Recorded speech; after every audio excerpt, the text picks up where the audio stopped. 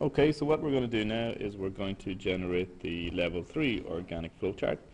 And this flowchart just builds on from all the knowledge that you guys learned in level 2. So what we're going to do is we're just going to show you the finishing or how this page relates to the level 2.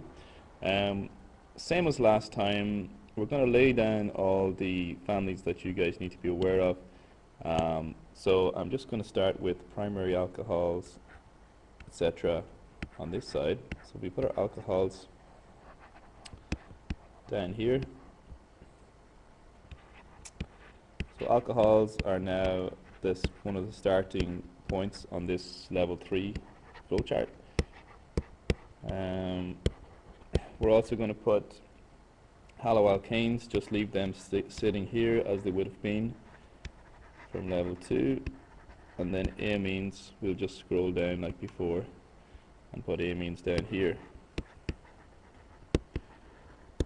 Okay, we just put a box around all of those. So amines, haloalkanes, and then your alcohols, which had a cloud around them before. We'll just complete that cloud. Okay, so then the other families that we need to focus on, we're going to have aldehydes here. Aldehydes. Then a new family, ketones. And then we move over to carboxylic acids, which you would be familiar with from before. So we're just going to write that nice and big. Carboxylic acids.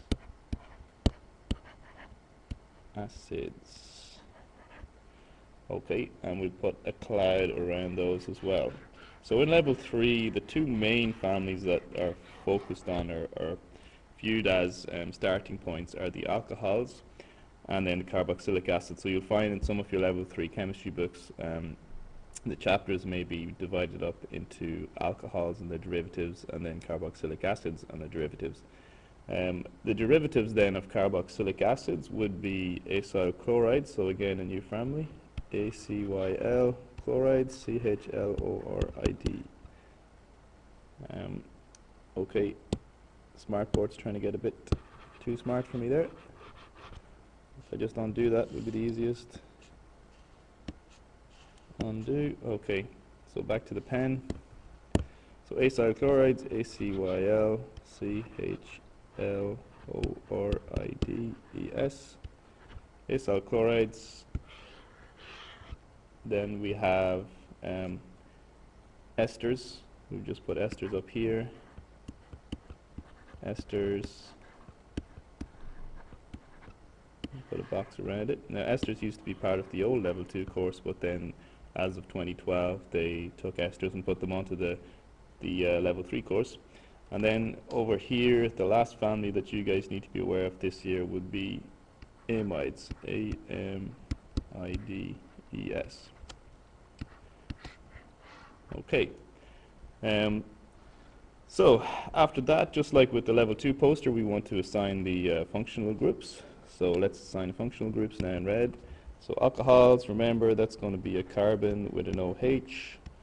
If it's a secondary alcohol, it's a carbon with an OH group, and then to the central carbon you have 2 other carbons attached. And then for a tertiary alcohol you have your central carbon with the OH group, and then 3 different carbons attached to that. Okay. For haloalkanes, it's a carbon. Let's just go with chlorine because the chloroalkanes are quite popular for level 3. Then for amines, don't forget we still have amines down the bottom. Amines are going to be carbon and then NH2. Okay, then for aldehydes. Okay, so aldehydes last year we did mention on the level 2 flow chart that they were an intermediate when you're oxidizing alcohols, and then if you further oxidize an aldehyde you will form a carboxylic acid.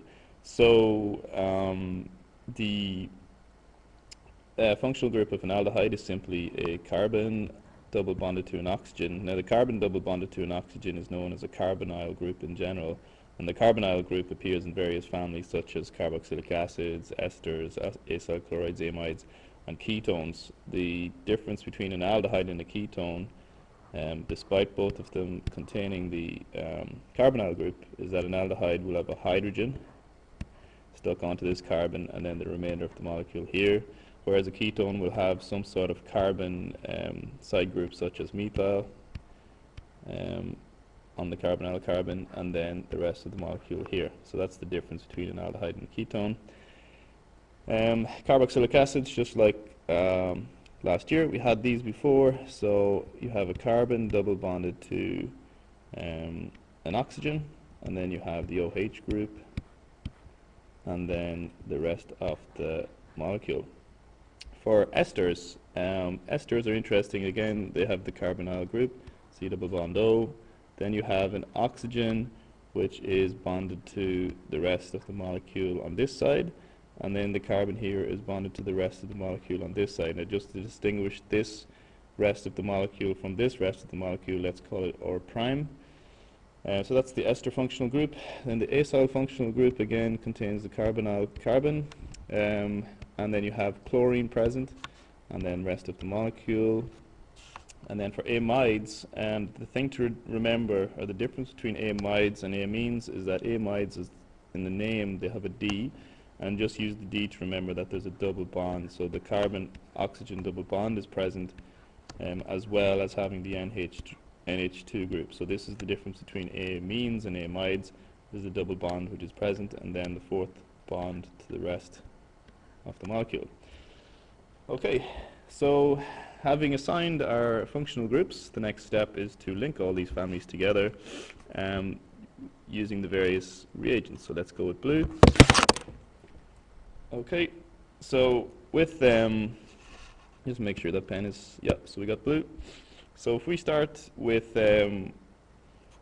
let's start with tertiary alcohol going to a haloalkane, because this in the level 3 course there are 3 experimental techniques which are focused on, and this is the first one. So this experimental technique involves separating 2 liquids on the basis of difference in density, and a simple piece of equipment used to carry out that process is called a separating funnel.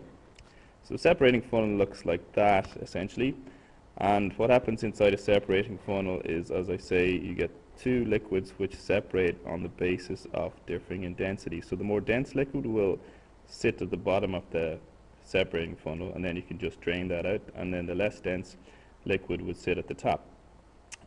What you do in this experiment is you take your tertiary alcohol and you react it with concentrated HCl, and then you form the tertiary haloalkane. They're a fan of using the same tertiary alcohol all the time, and then obviously you form the corresponding haloalkane, but they like to use this experiment to discuss the various chemicals that are used in the process and the various pieces of, well, this specific piece of equipment called a separating funnel. So that's the first of 3 experimental techniques that you need to be aware of. We're not really going to discuss anything else around alcohols and haloalkanes, because that was covered extensively in level 2. Then if we just look at amines briefly as well and get them finished with amines, as of last year you did amines plus a weak acid, was a weak acid weak base reaction. You also did amines plus a strong acid, and then you did amines plus water, and in all cases you're considering the fact that amines behave as weak bases rather. There's a 4th reaction you need to consider this year in level 3, which is the reaction of amines with copper sulfate. So copper sulfate solution. This forms your royal blue complex, which is going to be, what the best way to remember this is that you take the copper ion, then just put in brackets whatever the amine was. You're just going to write the same structure down inside the brackets, and you're going to have 4 of those combining or complexing with the copper ion.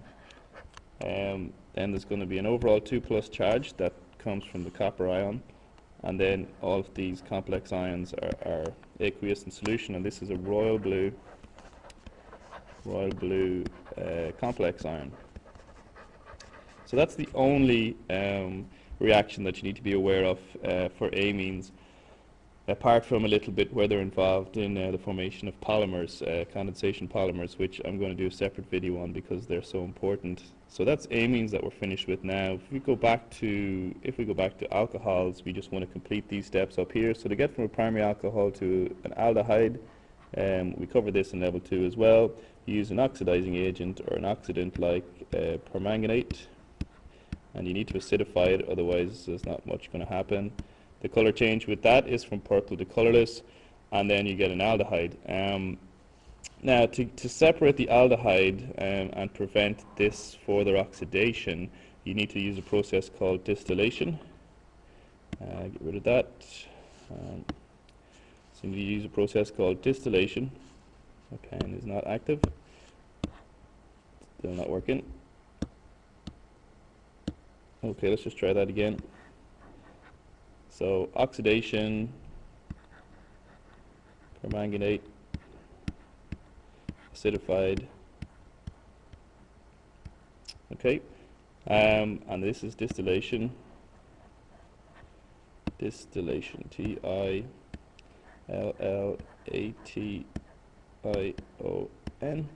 So this has been left a little bit cramped, but distillation separates two liquids on the basis of differing boiling points. So an aldehyde will have a much lower boiling point than alcohols, and alcohols and carboxylic acids have the two highest boiling points in terms of organic families, carboxylic acids being the highest and then alcohols being the second highest, and that's purely to do with their ability to form hydrogen bonds. So aldehydes will have a lower boiling point than the original alcohol or the carboxylic acid, so you can just boil off the aldehyde and then separate it by distillation. Again, there's a special piece of apparatus for distillation that you need to be aware of. So what I'll do is I'll just draw that a little bit down at the bottom of the page because I haven't left myself any space. So let's just keep this going. So distillation, the apparatus for that involves, there's a T-piece because it's shaped like a T. Then you have a special piece of glassware which is bulbous in shape, and then there's a tube which goes down the center, and then there's a place for water to come in and for water to come out. So water actually comes in down the bottom and comes out down the top.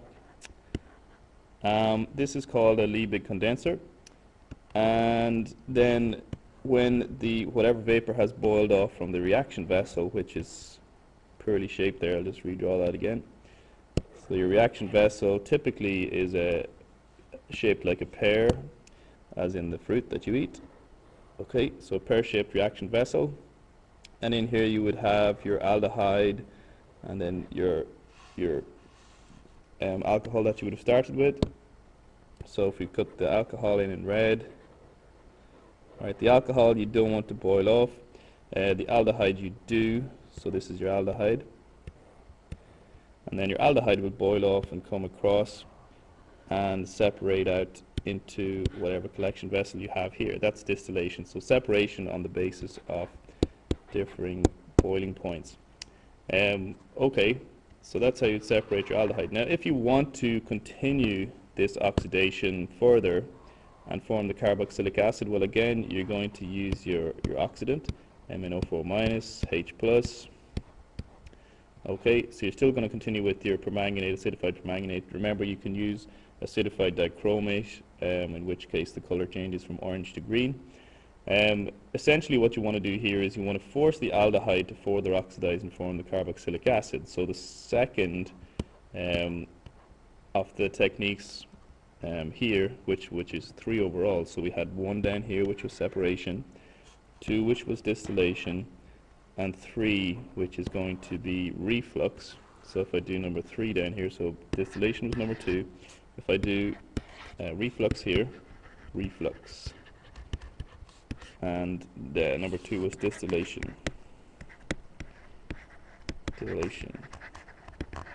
Okay, now how do I teach reflux? Well, I like to relate this to the fact that if you've had some really spicy food, and your food is essentially coming back up on you, it's described as having acid reflux.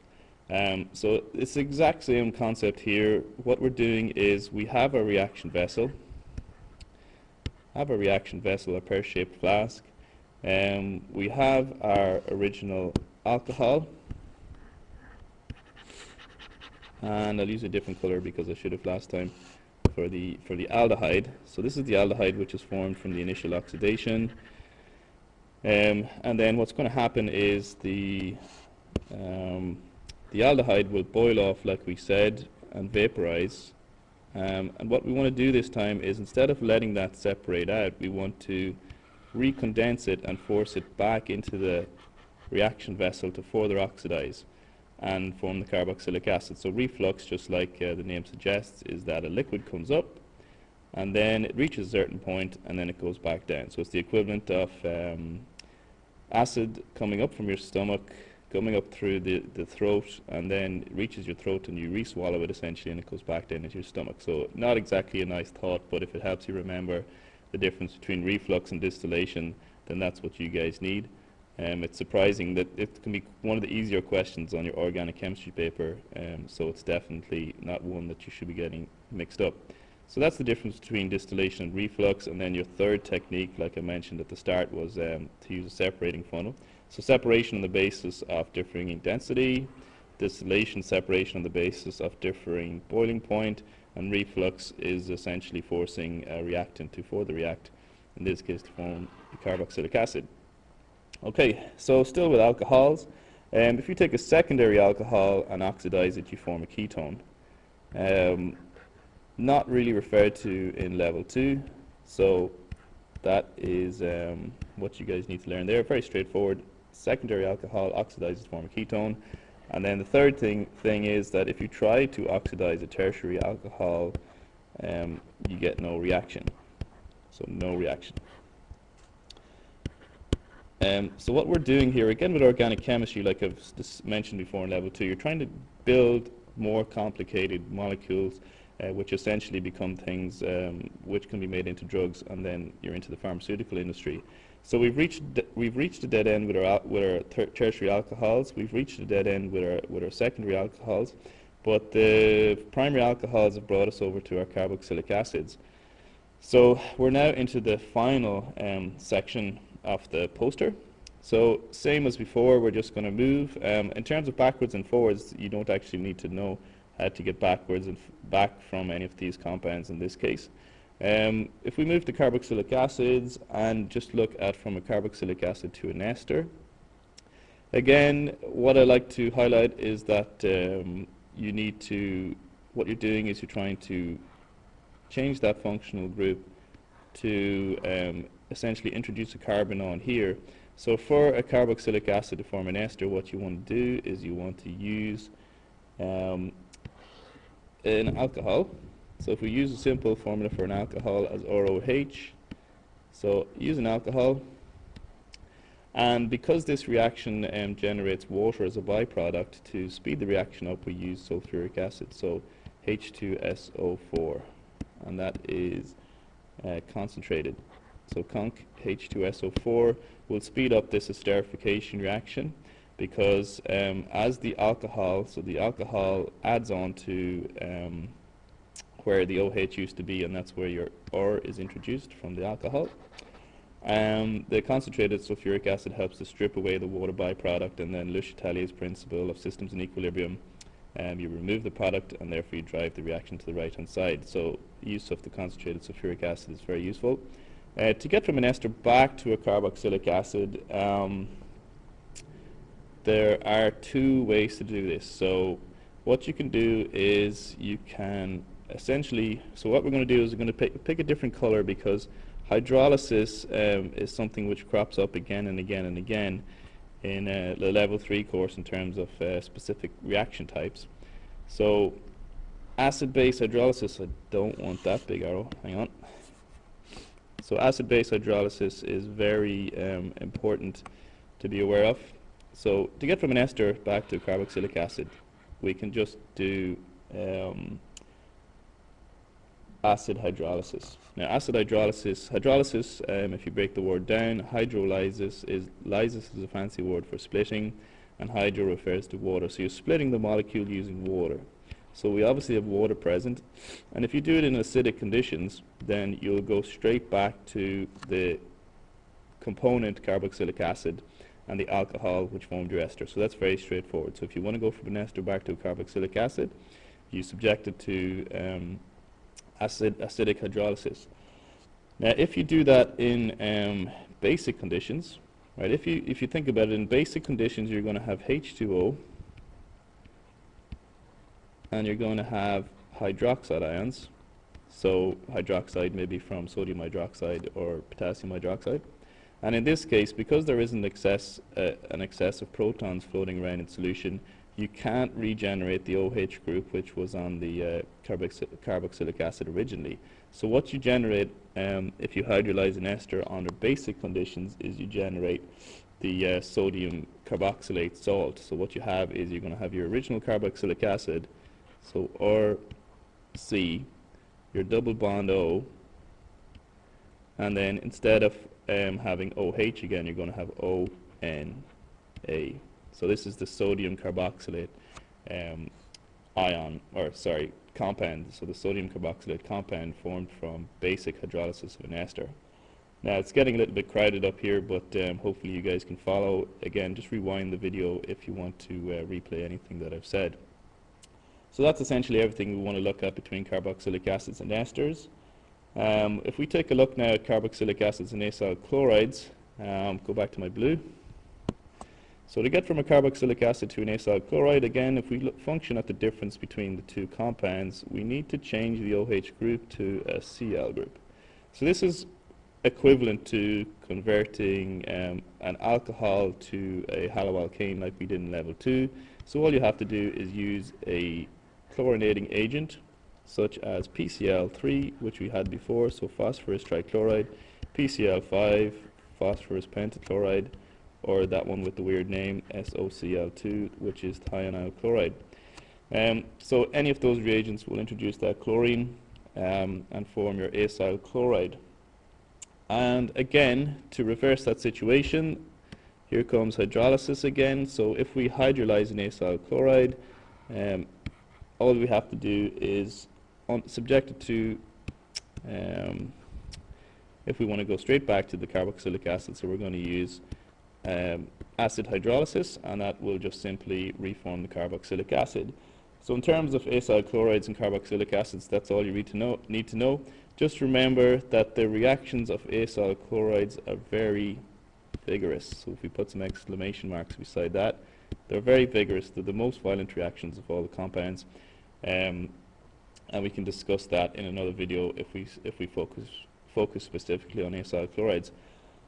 Okay, if we want to take a look now at the relationship between amides and carboxylic acids. So to get from carboxylic acid to an amide, what you want to look at again is the difference in the functional group. So we obviously need to introduce NH2 from somewhere. So the simplest thing to do to form an amide from a carboxylic acid is not actually that straightforward. What you do is you're going to form the ammonium salt of the carboxylic acid first of all. So you react your carboxylic acid with ammonia as what would have been guessed if you want to get rid of the OH and introduce the NH2. So you need to generate the ammonium salt of the carboxylic acid. So if we write down our carboxylic acid, C double bond O. So if you do react the carboxylic acid with ammonia, it's going to form this. So that's the ammonium carboxylate compound or salt, right? NH4, and you also need to use heat, and eventually under those conditions, so once you form the ammonium salt and you subject it to heat, it will decompose, thermally decompose, and form the amide. So definitely by no means the easiest and most natural or spontaneous way to form an amide, but this is just to show you that you can do it with a carboxylic acid, though with some difficulty. Then to get back from the amide to a carboxylic acid, again we were talking about hydrolysis here, so we go to our green pen. So to get back here, If we talk about, there's acid hydrolysis and basic hydrolysis of an ester and an acyl chloride and an amide are essentially all the same. So you're basically removing the specific functional group and you're returning it to the carboxylic acid if you use acidic conditions for your hydrolysis. And just like I said before for the ester, if you use basic conditions for your hydrolysis, so H2O and basic conditions, then you can't reform the carboxylic acid fully. So what you do in this case again is you're going to form the equivalent salt. So in this case it's going to be ONA. Okay, so I should really write that the basic conditions are from NaOH, in case you guys are wondering where the sodium suddenly appears from. So basic hydrolysis. Okay, so that is a review of the relationship between amides and carboxylic acids. I've also covered the relationship between acyl chlorides and carboxylic acids, and the relationship between esters and carboxylic acids. So now we just need to take a quick look at how you relate acyl chlorides to esters and to amides. So we are running out of a little bit of space here. So what I'm going to do is I'm just going to redraw these three, so esters, acyl chlorides, and amides, onto a new page. So if I do that, so a new page, and I'm going to redraw my compounds. So we have esters up here. This will be nice and clear now. Esters. And then we had acyl chlorides,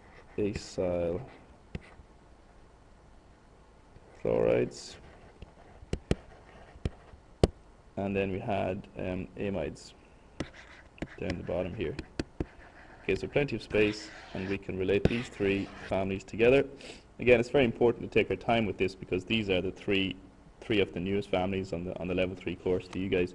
So still with our blue, we just better write in those functional groups again. So the ester, remember, has a carbonyl carbon, C double bond O. Then there's an oxygen here. Then there's the rest of the molecule there, and then there's also another side, carbon-based side on that end. For the acyl chlorides, we had our carbonyl carbon. The chlorine is present here, and then the rest of the molecule. And then for amides, rest of the molecule, carbon, double bond, oxygen, and then NH2. Okay, so we need to talk about how you form amides from acyl chlorides first of all. So let's go to our blue. So to get from an acyl chloride to an amide, you want to replace the Cl group with NH2. So to do this, you can use ammonia, alcoholic ammonia, very straightforward, and then you simply substitute the NH2 for the Cl. This reaction results in a primary amide.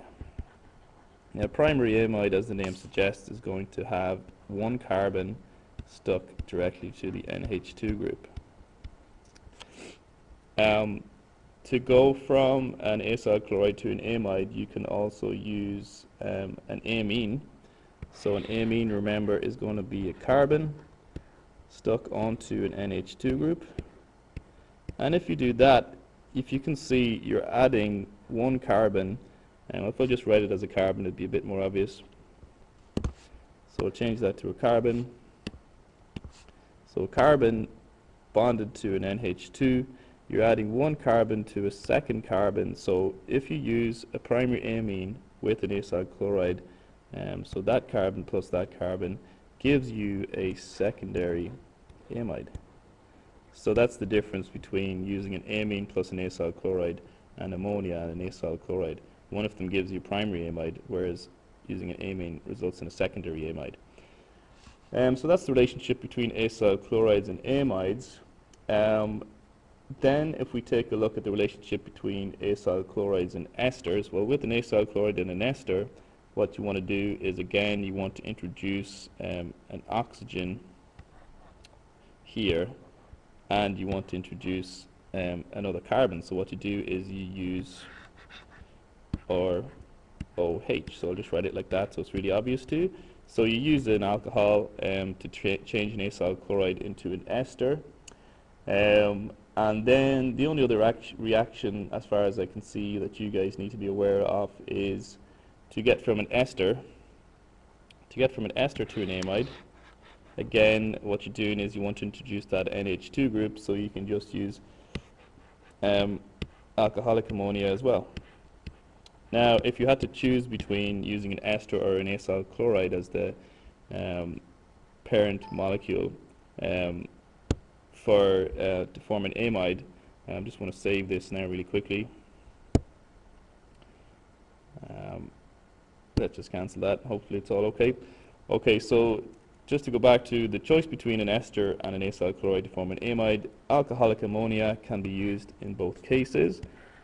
This reaction is much faster. Like we said before, the reactions of acyl chlorides are very vigorous, whereas this one, an ester plus ammonia, is quite not so, but slow. If I could spell properly, it would help. Slow. So slow with an ester. So if you had a choice, you'd pick an acyl chloride, though maybe there's some safety issues to consider there. That is pretty much the level 3 additions to the organic flow chart. The only other thing here is, again, I have some little acronyms for the 4 reactions. So there's 4 reactions of acyl chlorides there. Hopefully I can number them all for you, but let's use a different color for that. So the 4 reactions of acyl chlorides are as follows. I'm using this acronym, WA. So WA, like a baby crying. So I'm going to try and draw a baby just to help you remember as well, and give you something to laugh at. And that's a baby. There you go. It's pretty good. My students say I can't draw, and he's crying. So the baby is crying. So W, A. So W stands for, and these are the 4 reactions of acyl chlorides. Acyl chlorides. So we're coming towards the end of our poster. We just want to give you this acronym to help you remember the 4 reactions. So an acyl chloride can react with water. Okay. So an acyl chloride plus water, and that's essentially its hydrolysis reaction, which we covered on the top of the previous page. It can react with an alcohol. Okay, if it reacts with an alcohol, then it will form an ester. So that's that reaction right there with an alcohol. An acyl chloride can react with an amine, in which case it forms a secondary amide. And an acyl chloride can also react with ammonia, in which case it forms the primary amide. So the water reaction again, hydrolysis of an acyl chloride, and that will form a carboxylic acid. With an alcohol, that will form an ester. With an amine, that will form a secondary amide. And then with ammonia, that will form a primary amide. So that is, as far as I can see, as comprehensive as possible for the level 3 organic flow chart. Now there's a second section that I need to add to this, which is essentially a whole lesson on polymers. So I'll do a separate video for that, because you can't really draw links to this flow chart. But hopefully this is quite informative, and please feel free to add posts on the on YouTube.